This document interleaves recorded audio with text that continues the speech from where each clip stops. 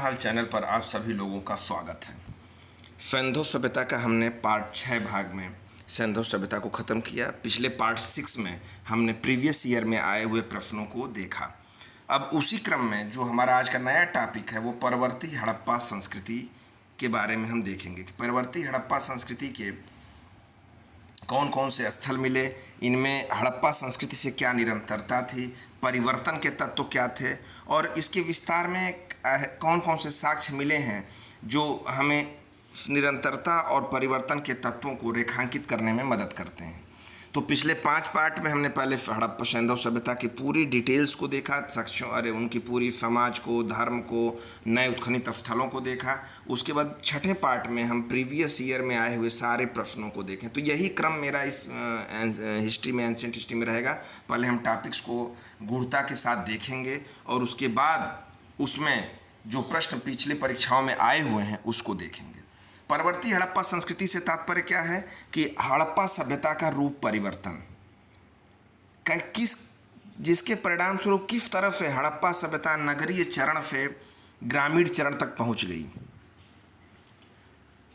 हड़प्पा सभ्यता और परवर्ती हड़प्पा संस्कृति के बीच निरंतरता की पहली अभिव्यक्ति हड़प्पाई संस्कृति के परिधि में ही परवर्ती हड़प्पाई संस्कृति का उद्भव हुआ था। आपको नगरीय चरण से ग्रामीण चरण और इसका काल जो है 1900 ईसा पूर्व से 1300 ईसा पूर्व के बीच में मिलेगा। अब देखिए, परवर्ती हड़प्पा संस्कृति के क्षेत्रों को अगर हम देखें तो सिंधु क्षेत्र है, पश्चिमी पंजाब एवं बहावलपुर घग्गर आकरा क्षेत्र है, पूर्वी पंजाब और हरियाणा, सिंध की मुहरें, सिंध की झूकर संस्कृति की चनहुदड़ों जैसे स्थल से प्राप्ति। अब इसमें क्या है कि जो सिंध की झूकर संस्कृति थी, ये परवर्ती हड़प्पा कालीन स्थल है। झूकर संस्कृति के बारे में जिसकी बात कर रहे हैं और इसकी समानता जो है वो चनहुदड़ों से की गई है। तो अब हम ये देखेंगे कि निरंतरता के तत्व क्या क्या थे। निरंतरता के तत्व आप देखेंगे कि जल निकास प्रणाली की झलक, जो जल निकास प्रणाली की झलक आपको परवर्ती कालीन हड़प्पा कालीन स्थलों में मिलेगी, वो आपको हड़प्पा के समय के सिमिलरिटीज़ होगी, उससे समानता रखती है। पकी ईंटों के साक्ष्य, व्यापार मिलता है लेकिन सीमित रूप में मिलता है। नगरीय क्षेत्रों की नगरीय क्षेत्र आप देखेंगे जिसमें दायमाबाद का उल्लेख मिलेगा। ये तो उसके परिवर्तन के तत्व हैं, लेकिन कुछ ये तो उसकी निरंतरता के तत्व थे कि किस प्रकार से जो चीज़ें प्राप्त हुई उससे लगता है कि यही नगरीय सभ्यता ग्रामीण सभ्यता तक पहुंची।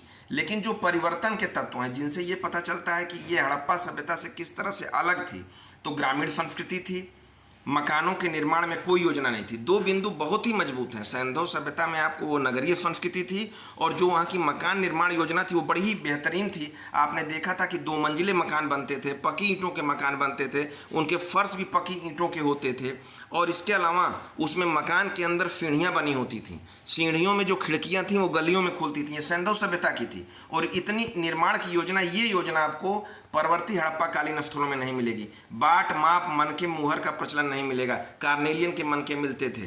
बाट और माप का एक अनुपात था जहाँ पर हमने उसका डिस्कशन किया है। बाजार में समरूपता का प्रयास किया गया था।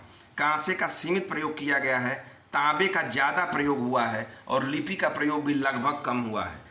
हड़प्पा सभ्यता में आपने देखा था कि सिंधु लिपि पढ़ी तो नहीं गई, लेकिन उसमें उसके मोहरों पर लिखे हुए पाए गए। सर्वप्रथम कनिंघम महोदय को एक सिक्का मिला था, लेकिन उन्होंने उसको समझ नहीं पाया, उसको पढ़ने का प्रयास नहीं हो पाया। लेकिन अभी भी सिंधु सभ्यता की लिपि चूंकि पढ़ी नहीं गई है। अब हम देखेंगे इसमें उत्तर हड़प्पा सभ्यता के कुछ स्थलों को, जो उसके महत्वपूर्ण स्थल हैं। ये परिपक्व हड़प्पा के बाद नगर विहीन काल था।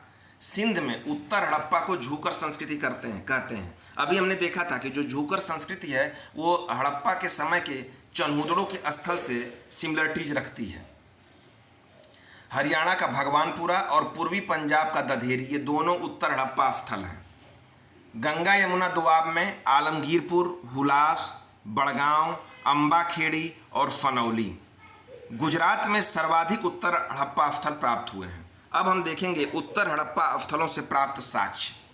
आलमगीरपुर से भट्ठे में पकी ईंटों के साक्ष्य प्राप्त हुए हैं। जो भगवानपुरा स्थल है वो हरियाणा में स्थित है। वहाँ से तांबे की चूड़ियाँ, कांच की मिट्टी के मनके, ऋग्वैदिक कालीन PGW मृदभांड मिले हैं वहाँ से।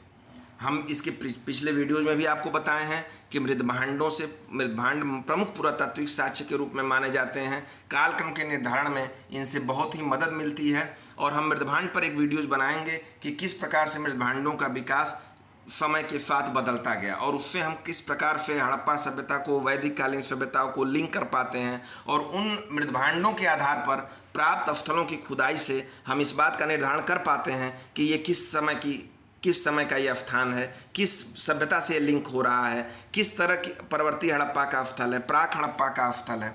तो मृदभांडों के आधार पर हमको प्राप्त होता है। दायमाबाद से प्राप्त मृदभांड पर हड़प्पा लिपि के 4 अक्षर प्राप्त हुए हैं। ये निरंतरता के तत्व हैं कि हड़प्पा सभ्यता ही जो ग्रामीण सभ्यता में विकसित हुई। देखिए, निरंतरता के तत्व करने से जो सैंधव सभ्यता की अकस्मात पतन का सिद्धांत है उस पर प्रश्न चिन्ह लग जाता है। चूंकि जब हड़प्पा सभ्यता नगरीय सभ्यता से विस्तृत होकर ग्रामीण सभ्यता में गई और जब निरंतरता के तत्व साक्ष्यों के रूप में प्राप्त होते हैं तो हड़प्पा सभ्यता के आकस्मिक पतन का सिद्धांत अपने आप उस पर प्रश्न चिन्ह लग जाता है और उसको इतिहासकार खारिज कर देते हैं। सैंधव प्रकार का एक मानव समाधान भी प्राप्त हुआ है। उत्तर हड़प्पा काल में कृषि में विविधता दिखती है। बलूचिस्तान के पिराक से एक साथ 2 फसल उगाने का प्रमाण प्राप्त हुआ है। हुलास में फसलों की विविधता दिखती है। प्रमुख फसल लोबिया, मटर और कपास हैं। दायमाबाद एवं सुरकोटदा की कब्रों में पत्थर लगाए जाते थे। तो ये जो स्थल प्राप्त हुए हैं, आप जब देखेंगे कि परवर्ती हड़प्पा की विशेषता क्या थी, तो देखिए हड़प्पा सभ्यता में जो था वो व्यवस्थित व्यापार था, लेकिन जो परवर्ती स्थल देखेंगे उसमें व्यवस्थित व्यापार आपको नहीं प्राप्त होगा, सीमित व्यापार है। देखिए, पकी ईंटों का इस्तेमाल हुआ है लेकिन पकी ईंटों का सीमित प्रयोग हुआ है। मुहरें आपको कहीं कहीं मिलेंगी, लेकिन जिस तरह से मानक मुहरों का प्रचलन जो है वो आपको हड़प्पा सभ्यता में मिलता है, उसका भी यहाँ सीमित प्रयोग मिलता है। माप तौल की सीमित प्रणाली आपको प्राप्त होगी परवर्ती हड़प्पा कालीन स्थलों में। कांसे का प्रयोग अत्यधिक सीमित आपको दिखता है।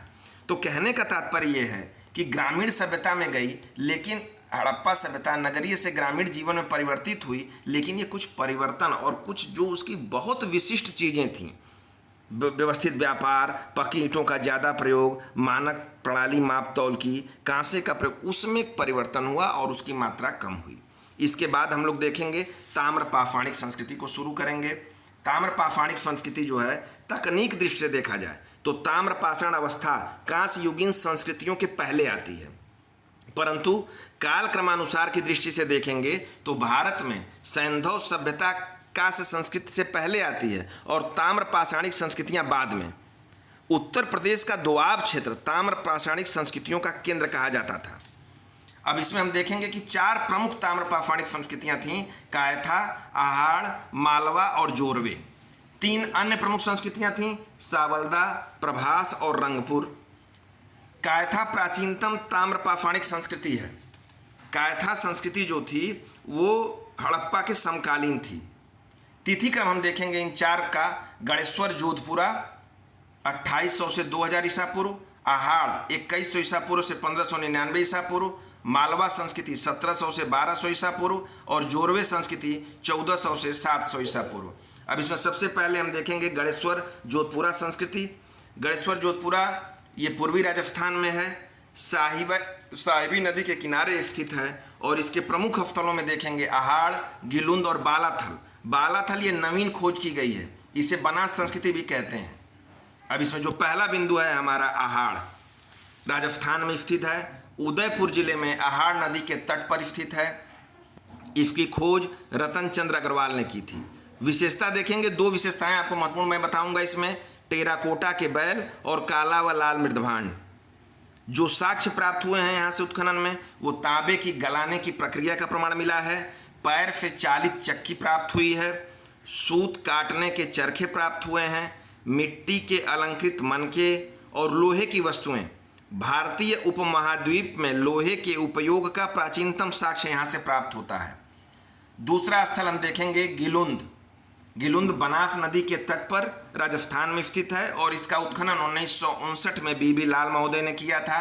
यहाँ की विशेषता भी देखेंगे आप और साक्ष्य जो हमें प्राप्त हुए हैं, प्रस्तर फलकों के उद्योग, मकान के निर्माण में पकी ईंटों के साक्ष्य, पक्की ईंटों की दीवार, भंडारण गर्त, स्तंभ गर्त और लंबे सींगों वाला कुबरदार वृषभ।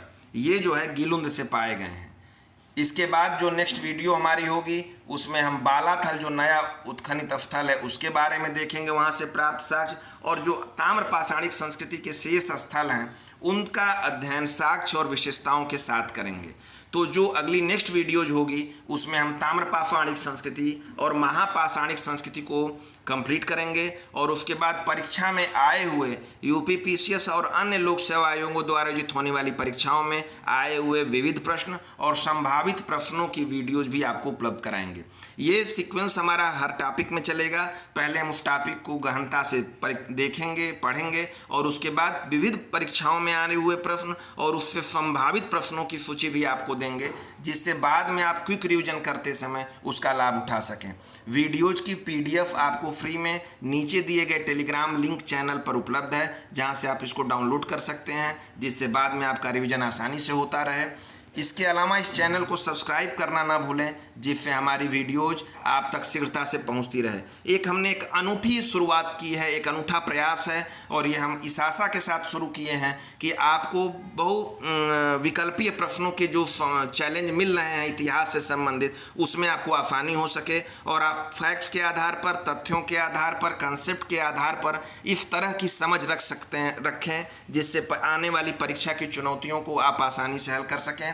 इस चैनल पर प्रतिदिन हमारा डेली न्यूज करंट अफेयर्स भी आता है। आशीष सर द्वारा द हिंदू, इंडियन एक्सप्रेस के एडिटोरियल्स और संभावित प्रश्नों को डिस्कस किया जाता है, तो चैनल को सब्सक्राइब करना ना भूलें। उसकी भी फ्री पीडीएफ आपको टेलीग्राम चैनल पर मिलती है। तो एक समग्र तैयारी के लिए, एक समग्र चिंतन के साथ आप हमारे चैनल से जुड़ें और हमारी वीडियोज आप तक निरंतर पहुंचती रहे, इसके लिए इसको सब्सक्राइब करें। शेष अगले वीडियो में।